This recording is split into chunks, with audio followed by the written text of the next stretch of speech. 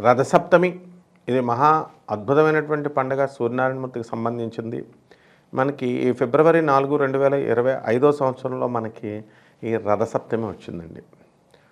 శ్రీ మహావిష్ణువు యొక్క 2 కన్నుల్లో ఒకటి కుడి కన్ను సూర్యనారాయణమూర్తి అయితే, ఎడం కన్ను చంద్రుడు అని మనం చెప్పుకుంటాం.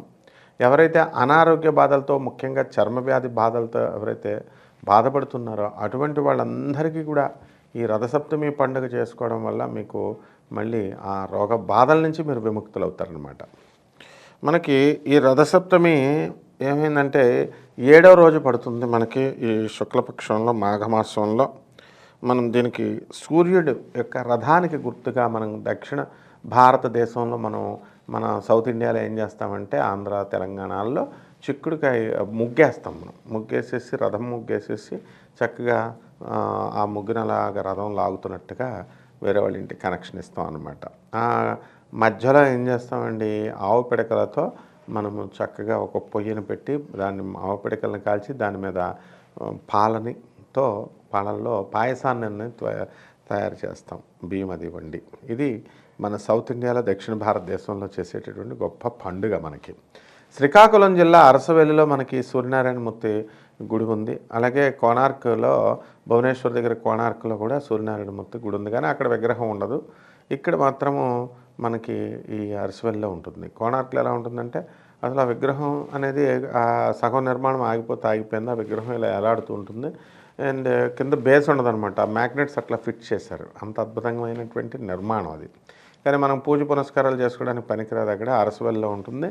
ఆ అరసవెల్లిలో ఎదురుగుండగా ఒక కోనేరు కూడా ఉంటుంది. ఆ కోనేరులో ఎలా తయారు చేశారంటే, ఇంద్రుడు అహల్యను పాడు చేసేసి గౌతమ మహర్షి భార్యని అనుభవించి తర్వాత అతను గౌతమ మహర్షి ఇది తెలుసుకొని అతనికి సహస్ర యోనులంతా కూడా ఈ ఇంద్రుడి మీద ఉండాలి అని చెప్పి శాపింపిస్తాడు. శరీరం అంతా వ్యాపించాలి అని శపించేసరికి, ఏ యోను కోసమైతే నువ్వు వచ్చావో ఆ యోనులు నీకు ఒళ్ళంతా స్ప్రెడ్ అయిపోగాక అనగానే ఇలా చూసుకుంటే అన్ని యోనులే కనబడతాయి. చిచి అసహ్యకరంగా, జుగుప్సాకరంగా ఉండి, అసలే ఇంద్రుడు దేవతలకు రాజు, మిగతా దేవతలంతా కూడా చూసి నవ్వుతారని చెప్పేసి ప్రాధాయపడితే గౌతమ మహర్షి కరుణామయుడు కాబట్టి సహస్ర నయనాలుగా వాటిని మారుస్తాడు. మార్చి నీకు మాత్రమే కనబడతాయి, బయట జనాలకు కనబడవు అంటాడు. ఇది కూడా అందుకనే మనం సహస్ర యోనులు అని చెప్తే బాగుండదు కాబట్టి సహస్ర నయనాలుగా మనం పండితులు మార్చారనమాట. అంటే సహస్ర యోనులు అలాగే ఉంటాయి ఆయనకి. అందుకని ఇలాంటివన్నీ కూడా పోగొట్టుకోవడానికి ఇంద్రుడికి చాలా రకాల వ్యాధులు వస్తాయి. అప్పుడు అరసవెల్లి వెళ్ళి అక్కడ ఆ కోనేరులో వజ్రాయుధాన్ని ఇలా కొడితే భూలంలో నుంచి గంగ వస్తుంది. అందులో స్నానం చేస్తాడు ఇంద్రుడు.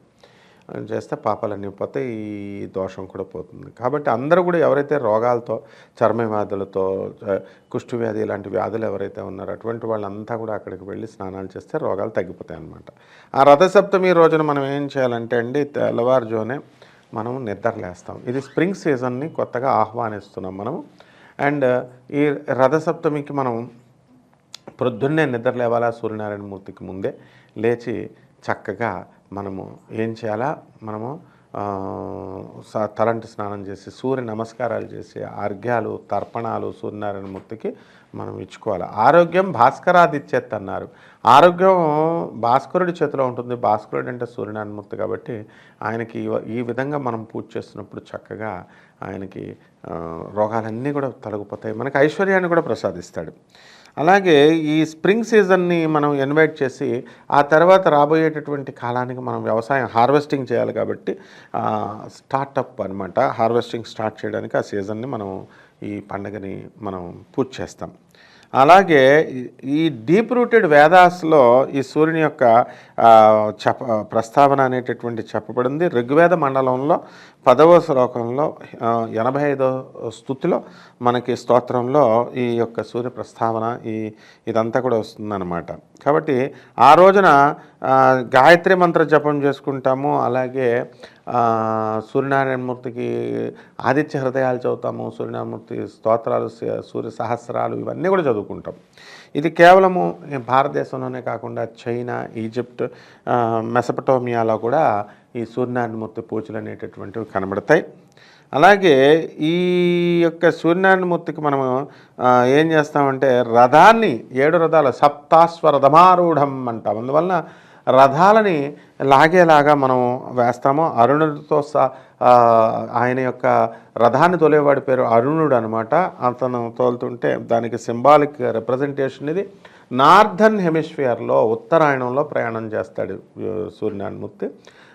ఈశాన్య దిశగా నార్త్ ఈస్టర్లీ డైరెక్షన్లో వెళ్తుంది సూర్యనారాయణమూర్తి రథం ఈ రోజు నుంచి. కాబట్టి ఈ సింబాలిక్ రిప్రజెంటేషన్ ఆఫ్ రథాకి ఈ 7 హార్సెస్కి మనం ఏం చేస్తామంటే ఒక 7 రంగుల ఇంద్రధనస్సును మనం చూస్తాం. ఇది సూర్యనారాయణమూర్తి రథము లాగుతున్నాడు అని మనం రిప్రజెంటేషన్ అనమాట. ఈ 7 రోజులు కూడా, ఈ 7 రథాలు కూడా, 7 గుర్రాలు కూడా ఏమిటో కదండి, 7 రోజులు అనమాట. ఒక వారానికి ఆదివారంతో స్టార్ట్ అవుతుంది. ఆ ఆదివారం సూర్యనారాయణ మూర్తికి సంబంధించినటువంటిది. ఆ తర్వాత 12 చక్రాలు ఉంటాయి రథానికి. కాబట్టి 12 సైన్స్, జొడాయిక్ సైన్స్ ఉంటాయి. ఒకటి 30 డిగ్రీలు అంటే 12 రాశులకి ఇదనమాట. సో ఈ పూర్తి సంవత్సరాన్ని మనం చూపిస్తుంది. అండ్ కంప్లీట్గా 360 12 మూళ్ళు 12 × 30 360 డిగ్రీలు అంటే కంప్లీట్ ఒక సంవత్సరం ఈ సూర్యనారాయణమూర్తి రథం నడుస్తుంది. ఒక సంవత్సరం మనకు అవుతుంది అని సింబాలిక్ రిప్రజెంటేషన్. కాబట్టి సూర్యుని యొక్క సొంత ఇల్లు ఏమిటండి అంటే సింహరాశి. కాబట్టి అది ఒక హౌస్ నుంచి ఇంకొక హౌస్లోకి, ఒక ఇంటి నుంచి ఇంకొక ఇంట్లోకి మారుతూ ఆ విధంగా టోటల్ సైకిల్ 360 డిగ్రీల సైకిల్ని 365 రోజుల్లో కంప్లీట్ చేస్తాడు. కాబట్టి రథసప్తమి పండుగ అనేది బెనివాలెంట్ కాస్మిక్ స్ప్రెడ్ అనమాట ఆఫ్ ఎనర్జీ అండ్ లైట్. 2 ఇస్తాడు, ఎనర్జీని, శక్తిని ఇస్తాడు సూర్యమూర్తి, లైట్ని ఇస్తాడు. ఇప్పుడు సన్ గాడ్ నుంచి వస్తుంది. కాబట్టి ఇక్కడి నుంచి రథసప్తమి ఏం చేస్తుందంటే గ్రాడ్యువల్ ఇంక్రీజ్ ఇన్ టెంపరేచర్ పెంచుతుంది. ఇప్పుడు దాకా మనం చలికాలంలో ఉన్నాం, వింటర్ సీజన్ వెళ్ళిపోయి ఇప్పుడు స్ప్రింగ్ సీజన్లోకి వస్తుంది. కాబట్టి సౌత్ ఇండియాలో మనకి బాగా వేడి పెంచుతుంది.